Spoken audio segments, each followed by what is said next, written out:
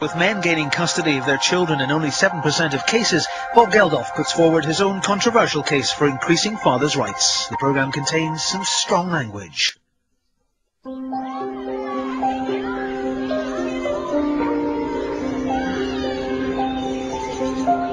Battersea Park, Sunday lunchtime. Watch the single men with their children drag themselves through the false hours in a frantic panic of activity. The build-up, the all-week anticipation, and then the excitement of being with them.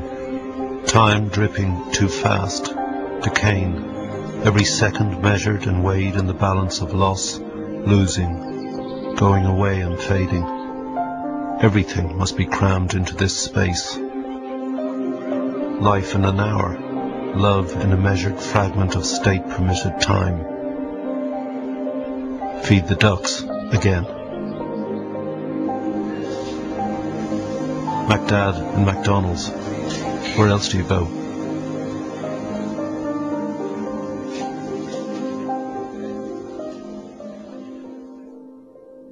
When my wife left me almost 10 years ago now, I was bereft. I had loved her, and now love had gone. And while at the time I didn't understand what was happening, one has to accept it. What bewildered me and made me grief-stricken was that not just she, but my entire family went away from me. So why were my children gone? Those things that were the best of us. Why couldn't I be with them like I had been for all their lives? I went to the law to try and be with my kids 50% of the time. But like most men who go to court under the family law system in our country, I was left feeling criminalized, belittled, worthless, powerless, and irrelevant. I had entered a world riddled with bias, prejudice, discrimination and hypocrisy. A world where under the guise of justice, children are stripped of their fathers, fathers of their children. This has to change.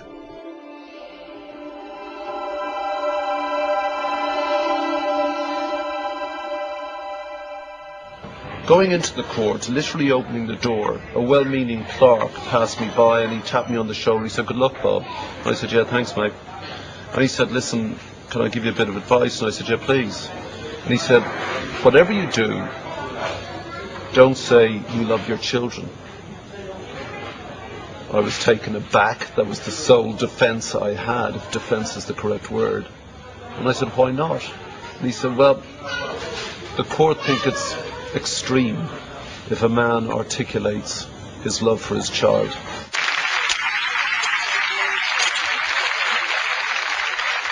I was on telly one night and I mentioned something about this. Very empty. And what happens to men in this situation isn't right. The law is generally predicated against them. And over the next few months I received what amounted to 70 plastic bin liners full of letters. Now, people have known me for almost 30 years now. And in all my time with the Boomtown Rats or Live Aid or whatever, I had never received that amount of Bob Geldof England type mail.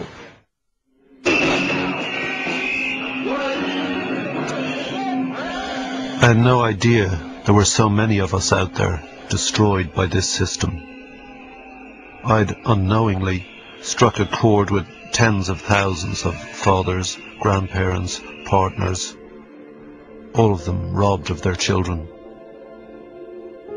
I often drive in the area where I believe she lives, just in case I might see her.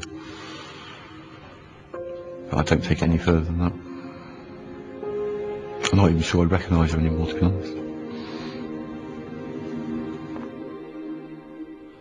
I'm keeping all her cards and everything else. One day when she comes and sees me and finds me, she will.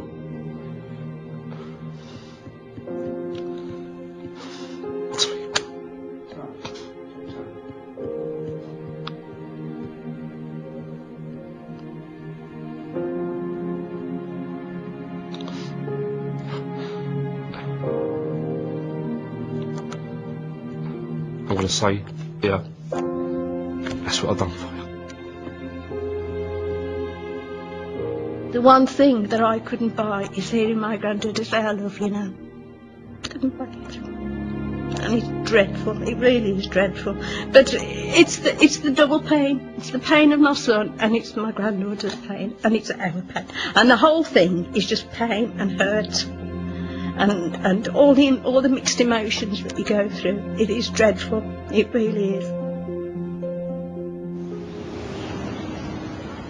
Every year, what the government calls only 15,000 cases go to the family courts. In just 7% of those cases are men allowed to live with their children. The courts reduce the rest of them to Sunday fathers, dads who can only visit their kids at weekends. And they're the lucky ones. 4 out of 10 fathers lose touch with their children forever. What's going on? Why are we allowing this state-sponsored child abuse? I can't stand all this unnecessary pain. And so long as I think it's useful, I'll keep telling my story, even to the most unlikely of politically influential audiences. He said, whatever you do, don't say you love your children. The courts think it unhealthily extreme if a man articulates his love for his children. This stuff is important to all of us. 1 in 4 of all children now live in one-parent homes. Educational standard amongst children of divorced couples are at an all-time low. Children who grow up without fathers are 5 times more likely to be unemployed and 3 times as likely to get involved in crime. 80% of all social housing is for single-parent families, and family breakdown costs the taxpayer at least £15 billion per year. These are the social and economic values of fatherhood. The emotional value is beyond calculation. I'm not a TV presenter, I'm not a journalist, I'm certainly no legal expert, and family law is not my field of expertise, but it is certainly my field of experience. We've all had enough. Fathers take to the streets, they climb cranes and resort to ever more extraordinary means to bring attention to their plight. Even the Prime Minister and Buckingham Palace were targeted. The frustration boils over, and membership of the many support and campaign groups is growing by the day. Why are you doing it? I do it because of a fundamental motivation out of the injustice of my experience at the hands of the family courts, and I'm doing it for my 2 children. I saw all these thoroughly decent, nice guys, love pouring out of them for their children. They'd quite clearly done nothing wrong, and they got involved in this surreal court system, out of which there seemed to be no escape. The injustice is so vile and so contrary to the best interests of the children, which the law suggests that it's supposed to serve, that you just have got to do something about it. It's so unfair what happens to thoroughly decent people that you can't actually stop till the job's done. The root of all this pain, this destruction of the soul, lies in a system hidden behind the high walls of the family courts, which decides the fate of our children. Perversely, in a democratic society, these courts operate in total secrecy. There is no way for us to find out how judges make their decisions. I do think we ought to know what's going on. That is one of my hobby horses. I think the family court is far too secret. But it seems to be this absolute reactionary force, the family courts. Not one will speak to us. Not one will speak to us. Not one. We've asked them all. Not a single member, not out of the services, social services, not out of the experts, not one. This is a nonsense.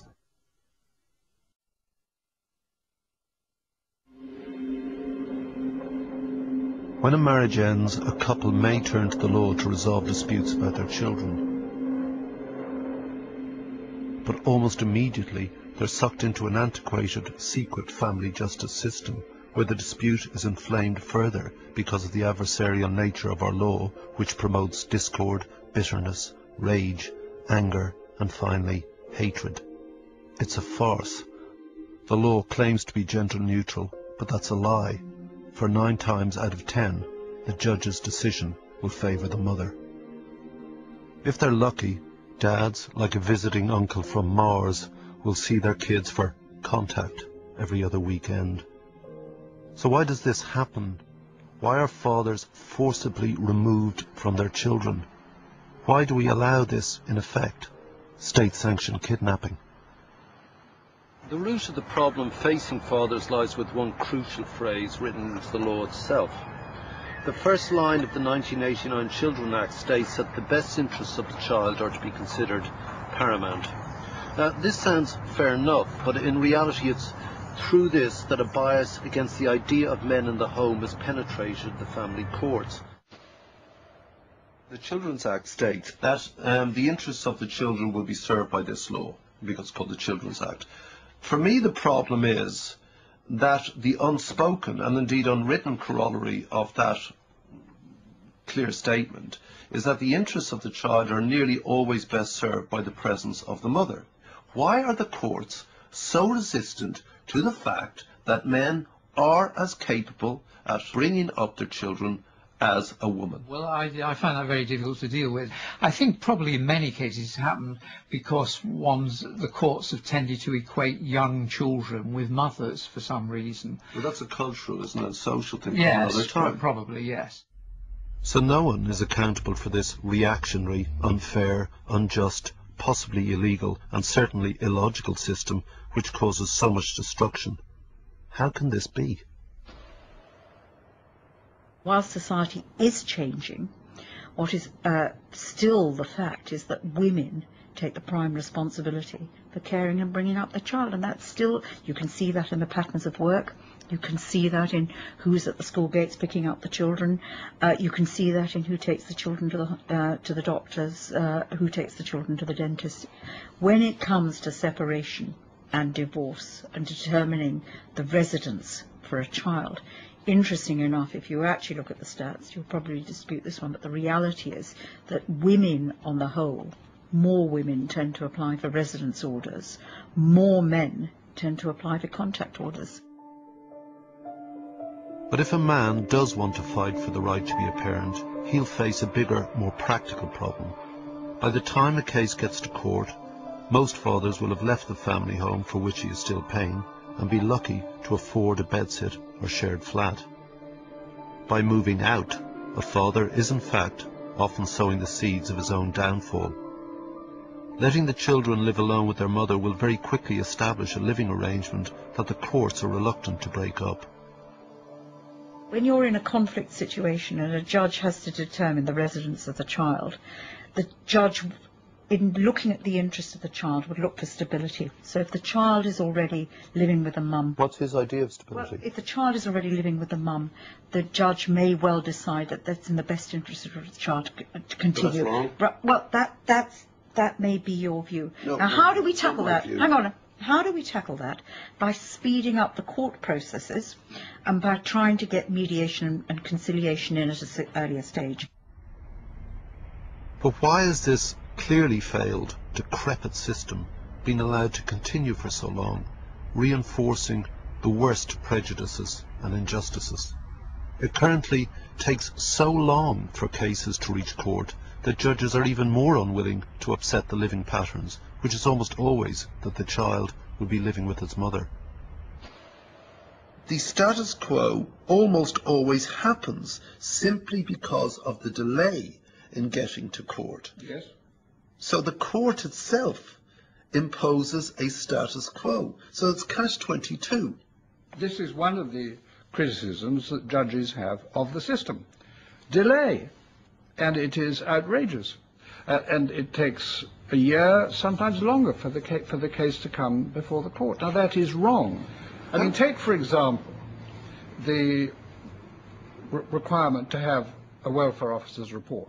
The government target is 12 weeks. Now, that's 3 months before you get a report.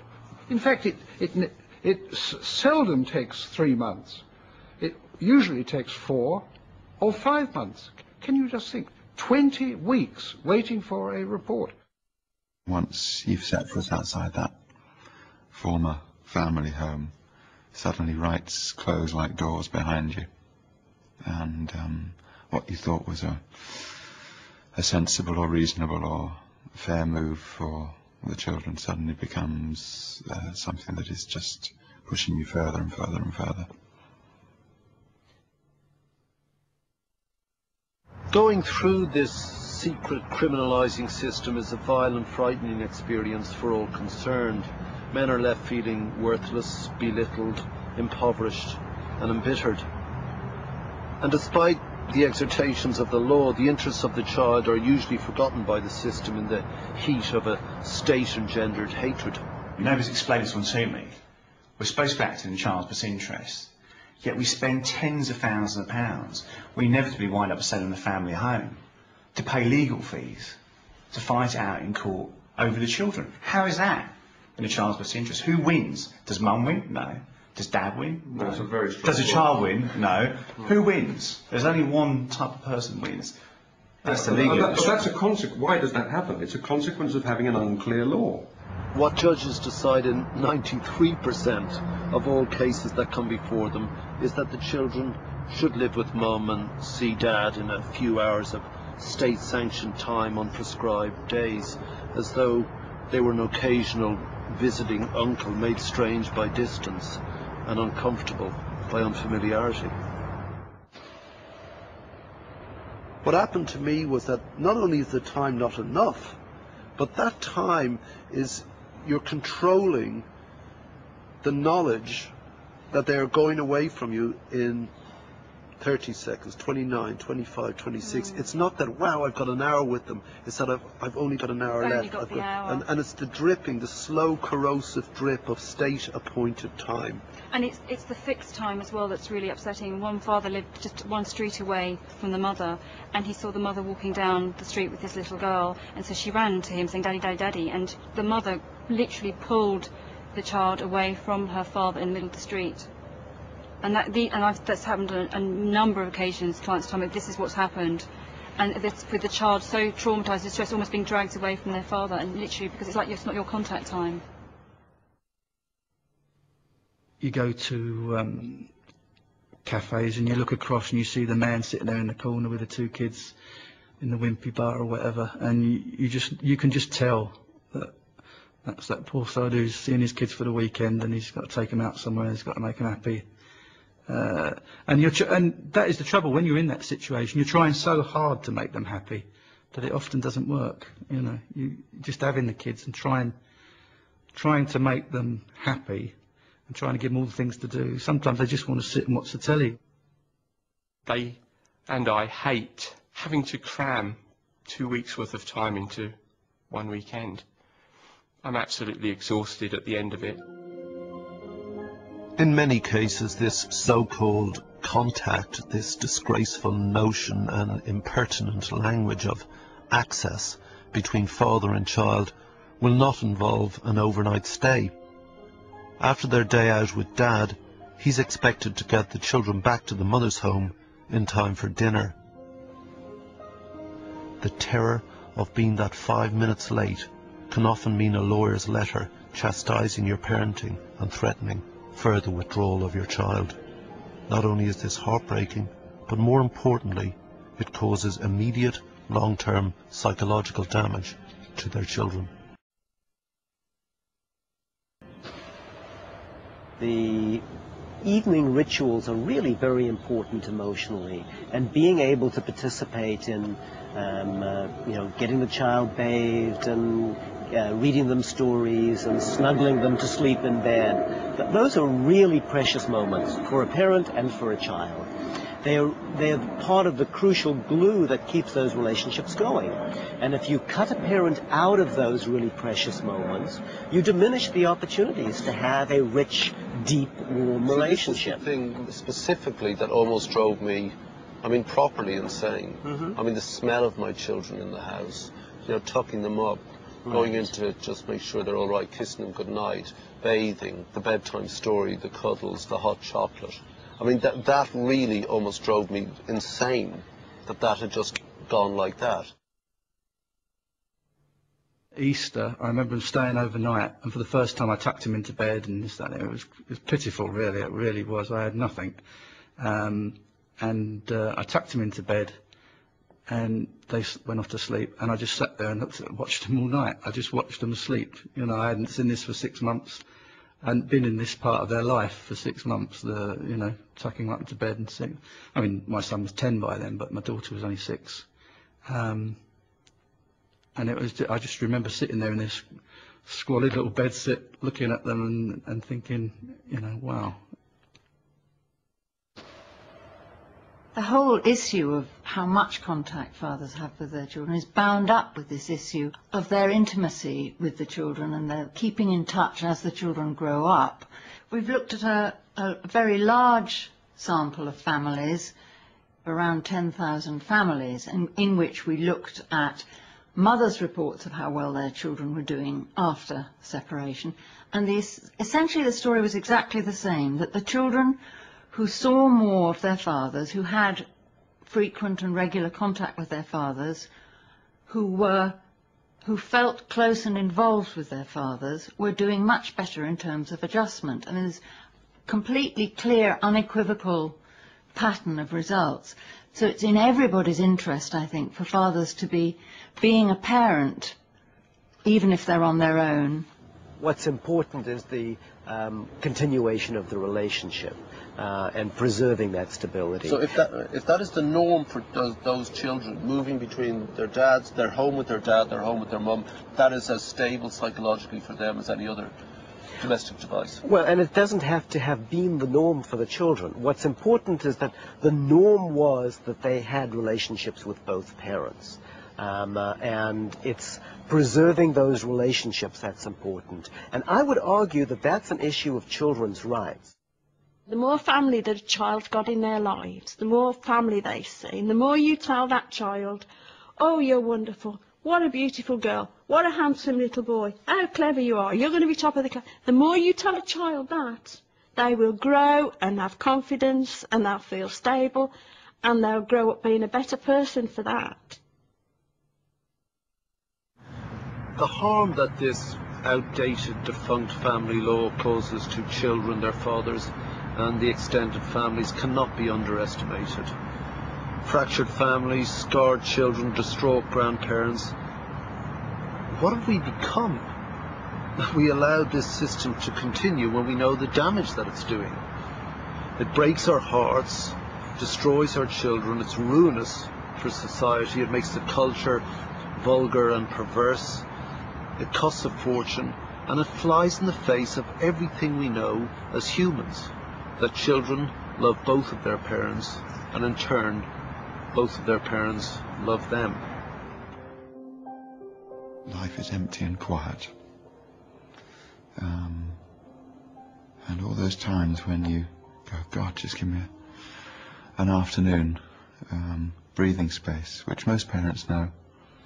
I actually long for the mess and the chaos and all the things that go with it. The family justice system at its best will transform ordinary fathers into visiting MacDads, but at its worst, the system and those who run it will cut the ordinary father out of family life entirely. Based on nothing more than outdated social stereotypes, and despite everything that child experts say, the courts have become instruments of political social policy by insisting that the interests of the child are bound up in the best interests of the mother.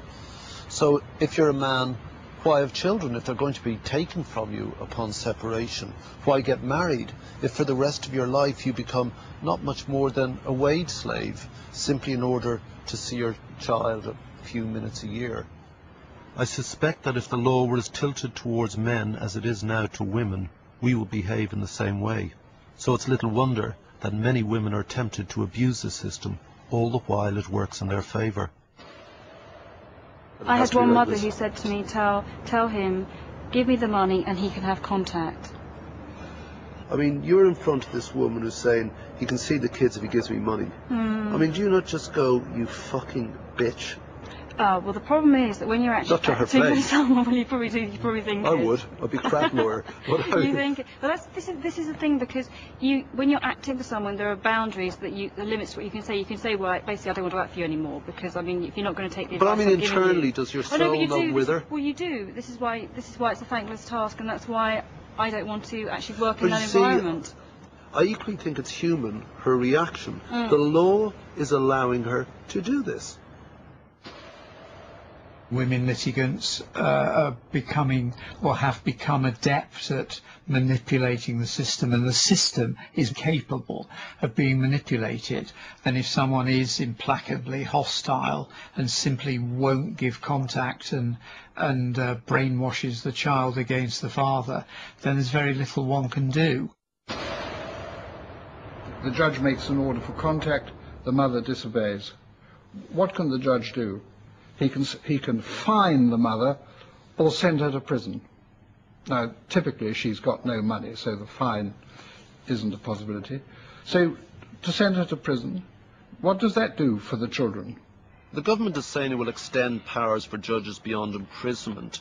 And the reason they're doing that is because now the mantra is, you know, if you put the mother in jail, how is that in the interests of the child? Well, it's in the interests of the child that when she gets out, she won't do it again.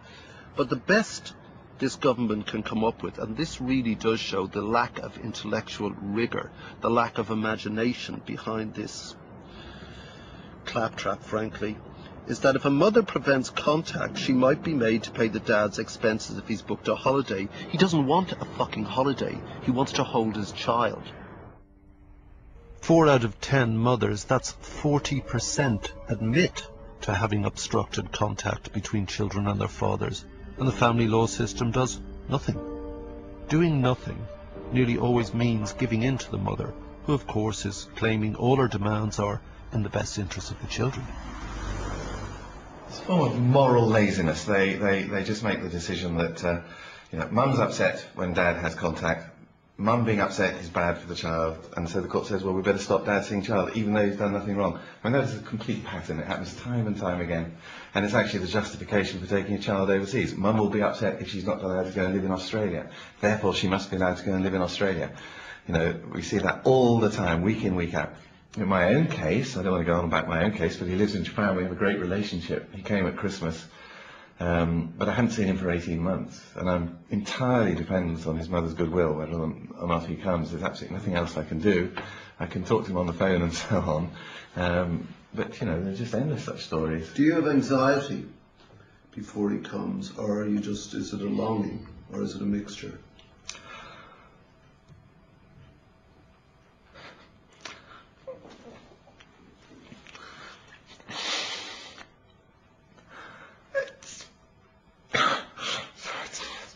Actually, very hard to describe, actually.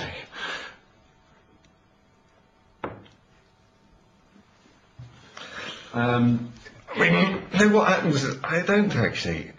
It's all off in a little zone somewhere, and I don't think about it. I shut it out. And then when he comes, it's great. And then he goes, so I bottle it up again for another year. After taking his son away, Jim Parton's ex-wife changed his son's family name.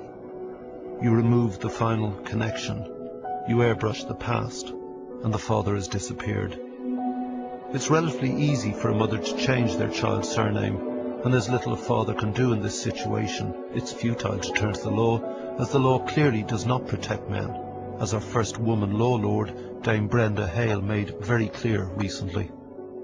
She said it was a very poor kind of parent who would insist upon calling the child by its own name. So not only had this man lost his last viable connection with his child in this particular case, but he had been told he was a bad dad for trying to keep any sort of relationship going. How devastating. It's a way of excluding the father. And what does the father think? Why did the mother do it? It was for reasons to do with her, not to do with the child. And to say that he was a bad father because he objected, I mean, I'm sorry, with every respect to a very senior judge, this judge doesn't agree. There seems to be an all-pervasive suspicion of men lodged deep within the family court system. It's based on some perverse notion that men themselves, by virtue of their masculinity, are unfeeling brutes, incapable of love or clear displays of affection. But with this sort of attitude, it's very easy for a woman to prevent a father from raising his child. And the quickest and easiest way to do this is to utter 2 magic words. Domestic violence, you must hear it all the time to stop dads from seeing their kids. Well, that's not the only sort of allegation. What about sexual abuse? It's very easy for the mother to say, and very difficult for the father to disprove.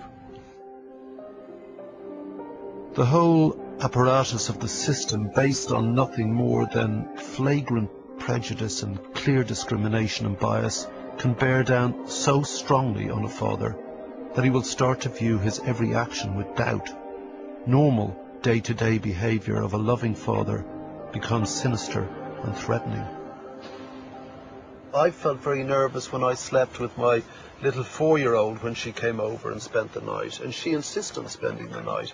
And I thought, all hell's going to break loose now, because she slept with us to the age of 3. People viewing this may have a view on that. That's how we brought her up. So when she said, I want to go home with Dad, she just got into bed, which is my bed, that big empty thing, that desert that I seem to occupy these days. And I was so panicky, and I really mean panicky, like, you know, like going like this, and maybe I shouldn't sleep there. And she said, come on, Dad. And I was just afraid that she'd go back, and the other side would say, knowingly, you know, because she knows, do you see, and use that against me. Yeah, it's not something I would recommend to a client. There is a potential difficulty if a man who has recently separated from his partner, wife, whoever, and has his 4 or 5-year-old child in the bed with him. But isn't that sad? Maybe. Over the last 15 years, we have developed concerns about sexual abuse. We're actually not trustworthy as humans. We're somehow hairy and brutish. We've got this big thing between our legs that controls us. And if you're with a little child, your little child, and you're sleeping together, that somehow these uncontrollable man urges will suddenly rise to the fore. We have countless people at our meetings saying, you know, there are these sort of, perhaps not actual allegations, but suggestions out there. Yeah. And we have to say, well, you know, just be a bit wary about having your child in your bed. I know when my child was... That is a disgrace. It is crazy, That is disgusting and a disgrace. Yeah. This is denied because, well, we're men, you know, we don't do that sort of crap. My son, when we separated, he was 4, and he was obviously, you know, he was disturbed about what was going on between his parents. He wanted to be in my bed, and I thought about the implications of it, and then, like you, I thought, fuck it, no, he can stay there, that's fine, and we'll take the consequences if someone raises an issue about it, which luckily they never did. But you have to say to people who come to our meetings, be careful, you know, because there'll be suggestions. In your experience, how many of the allegations of abuse or violence are substantiated? Well, I think that's a very difficult question. I would think probably not a lot. There is a great and terrible perversity that underlines all of this. The modern and unspoken sense that all men are violent, abusive thugs, despite the reality of the men in every woman's life, or indeed man's life, their fathers, brothers, uncles, sons and lovers and friends. All men with varying degrees of human complexity, pretty much like women in fact, and all not bad people. The argument that you're incapable of bringing up a child because you're male, because you've got testosterone, I kind of hope that's gone away, because observationally it clearly isn't true anymore. But it lingers on in the family courts. And it baffles me, but, you know, fortunately I'm not a lawyer. You wrote, when it comes to understanding the conduct and character of men when compared to women, vulgar supposition is easier than objective measurement. That is absolutely right. I mean, it's a sort of legal laziness, isn't it? While the courts maintain this outdated sugar and spice, slugs and snails view of men and women, the rest of us have moved on. Today's fathers are increasingly involved in raising their children. You gonna eat any more, mister? Yeah? We'll sit round properly, come on. And I just can't understand people saying that a woman can look after a child better than a man. To me, that's a load of rubbish. You know, they do the same job as good as each other. There's a lot of women that can't bring up kids as well. It's not a sex-specific thing. It's a cultural thing. This antiquated, prejudiced, bias, discriminatory law must catch up with us. It must redress the balance and reflect the way that men and women choose to live now, how we wish to bring up children together, but perhaps in a different way. The family courts, with all their inefficiencies, have caused thousands of children such damage, fathers such stress, such turmoil, that more and more men are simply giving up. The system is so stacked against them that fewer and fewer have the energy to even get to court in the first place. Why don't more men go into the court? Well, because you know you're going to lose, so there's no point. I mean, And the solicitors tell you that, don't they? They do indeed. And, you know, I mean, last week my car radio was stolen. Did I report it to the police? What would be the point, you know? The police aren't going to get my radio back, so I don't bother. In the same way, I don't bother to go to court if there's some difficulty over my contact, because I'm stuffed in it. What's the point? And so I'm not part of that 10% who go to court, if you like, on a big issue like that. What the Prime Minister says, because he's advised to say it, is that, well, look, it isn't as big a problem as it appears, because the majority of men don't go to courts to challenge this. People settle it. Well, I mean, this assumes that men on separation say, you're getting a kid? Fine, great, best of luck, love, I won't see my kids get... What? I would suggest the true truth behind the figures is that most guys are not very happy seeing the most cherished things in their entire existence once a fortnight. No, they're not. And the majority will say that the time they have them is never enough. Every step of the way you are emasculated, eviscerated, impediments put in your way, stopped, played with, manipulated, shit upon, treated with contempt, treated with derision, made to shut up, made to feel like an animal and a brute, never allowed to express the thing they say you don't have in the first place, your love for your child. When is this going to stop? All of it is ludicrous fucking terminology for something that should actually just be about two people looking after their children. And don't keep me away from them, because they don't deserve that, and actually nor do I. I've done nothing wrong, and most of us haven't done anything wrong.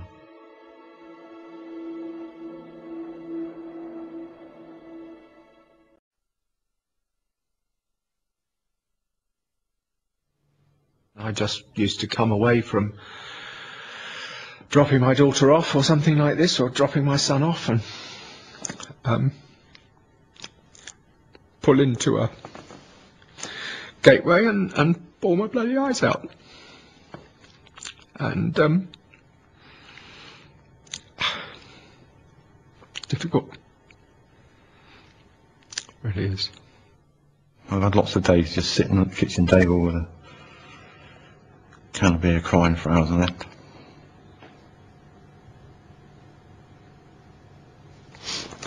I hope you have a walk. Sorry.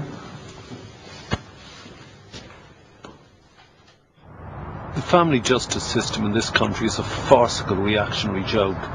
It causes such pain that if it affected anyone else save children, or more specifically their fathers, it would be of primary concern to the nanny impulses of this politically correct government. Fucking foxes get more consideration than fathers from this lot. Children must be returned to their families. Fathers must reclaim their children. This law stops them. Get rid of it. I propose we write new law to protect the rights of children to be with their dads equally where that is possible.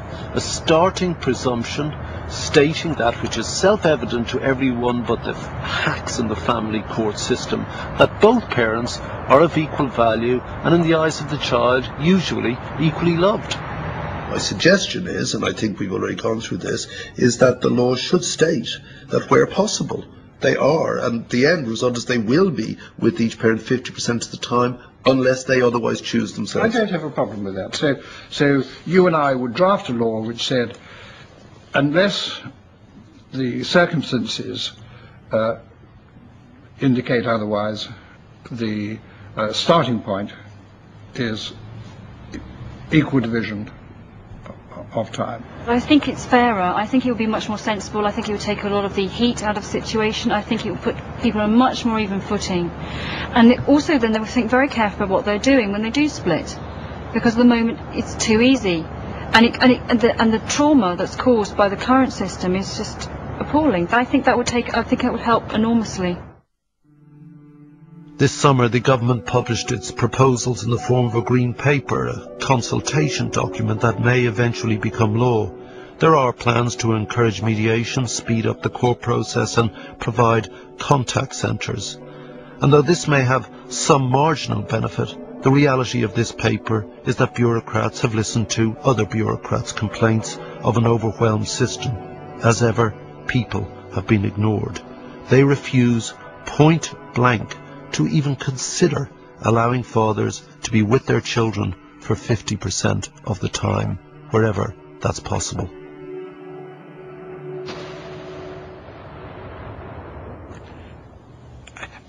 We're absolutely clear the current system is not working anywhere like adequately enough. We are not saying things are fine. This is why we're setting out what we think is a radical process of change. But it doesn't do that one thing. It doesn't say, and it needs to be said, upon separation the children will be with both parents equally 50% of the time where possible. Nothing wrong with that at all. What we don't want to do, though, is to say that that's what everybody should be doing. Why the hell should the state be saying every child should be spending 50% of its time with one parent and 50% I don't actually expect that to happen. I expect it to happen extremely rarely. It's neutralising the negotiating position. It is, yes, and it's the backstop. You see, my problem with this is that you're putting people in the state's maw for the rest of their life. You're putting them in the system like criminals. And everything we've talked about are systems of the state. You know, there's this, then you have to report to judges who can then call you in and have you referred, and then there's welfare officers and mediators examining you to find your why you're that sort of person. It's very Orwellian. And the endless interference because you've just broken up with your missus. Fuck off. Get out of my life. You know, that's it. And save yourself a few quid in the bargain, the state. You know, I generally, what's the problem? What we believe the law says currently, and what we'll be saying again and again, is that we want the way in which parents behave and the way in which the law is worked out in practice to reflect cooperative parenting. Or what the research tells us, it's not contact per se which makes for the best outcomes for the children. It's the quality of the contact. So it's not just, you know, divvying the child up. The idea that we can have a one-size-fits-all won't work. I won't let you get away with that because I keep hearing that from you guys. It's not a one-size-fits-all. I keep explaining that 50-50 is that is, we desire that to be the end result, that the children are raised, brought up by both parents equally contributing to the well-being of this child. Your way of doing it won't achieve your objective. You'll end up with just more litigation and just more conflict within the courts. While the Minister is right that in most couples' lives the woman will still do the bulk of the domestic work, she is wrong in assuming that this must continue upon separation. Like the courts, the Minister is defending the past. She, like they, seem to be unable to understand the present or imagine the future. The point is that if men were allowed to be with their children, they too would be caring for them. This will happen in our time, but not when a government pursues outdated modes of social policy. But what this is a tinkering with a wholly prejudiced, discriminatory, biased, inadequate and unjust system. And an unthinking tinkering with family law becomes unjustified tampering with people's lives. So stop tinkering, stop messing, tear down this law and start again. Because what fathers and mothers and grandparents and more specifically children need is the presumption that when you split up, when you separate, that the kids need to know that they will be with their mum and their dad half the time, where that's possible. If it's not possible, let's work something else out. Why not? The tens of thousands of men, women, fathers, mothers, grandparents, sisters, brothers, new wives, who've written to me have been betrayed by this disgusting law. And until this disgrace has been torn up and rewritten, the letters and the pain will not stop. My response is not to read the letters anymore, you know. Once you identify with the first dozen, and then you realise the next dozen are worse, and then it goes on being worse and worse. I edit the magazine so I hear their stories and write them up in as dispassionate a manner as I can. But when it comes to my own sort of sadness, it's actually, I mean, 99% of the time you kind of wouldn't know, I think. And then just suddenly, from nowhere, you know, perhaps it's the intensity of this discussion we've been having, you know, suddenly hits you. Well, you have to suppress it, don't you? I mean, the only way you can survive, because otherwise you'd be a basket case. You have to suppress it somewhere. Denial, yeah. And that's why I say cruel and inhuman. Yeah. They don't know what they're doing when these judges are making the decisions that they're making. They just don't know what they're doing to people. In the end, I did end up with the children 50% of the time. It worked okay. It probably would have gone on to be fine, except, of course, in our particular case, there were finally the tragic circumstances of Paula's death. But I'm fine now. The kids are fine. But I and they will never forgive what this state, through this law, did to us, to ruin our family even further than our own self-inflicted damage.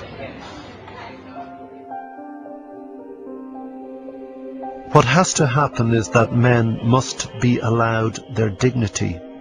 They must be allowed to be with their children.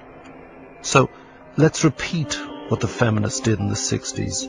They made the personal political, and there is nothing more personal than being with your children. The law is profoundly flawed. So translate your grief into action. Let your loss move you. Make your dismay and hurt felt. Literally demonstrate your love for your children so that even if they cannot see you, they can see you love them. What choice do they leave you? Speak your unsayable pain and articulate the real love that dare not speak its name, that of a father for his children, and no law should stand that serves to stifle this.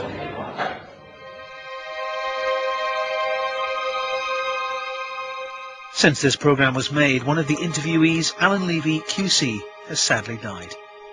For more information about the UK's child residence laws and advice on shared parenting, visit channel4.com/family. Next tonight we hear from couples, including the ones who provoked a media storm to see if wife swap changed their marriage.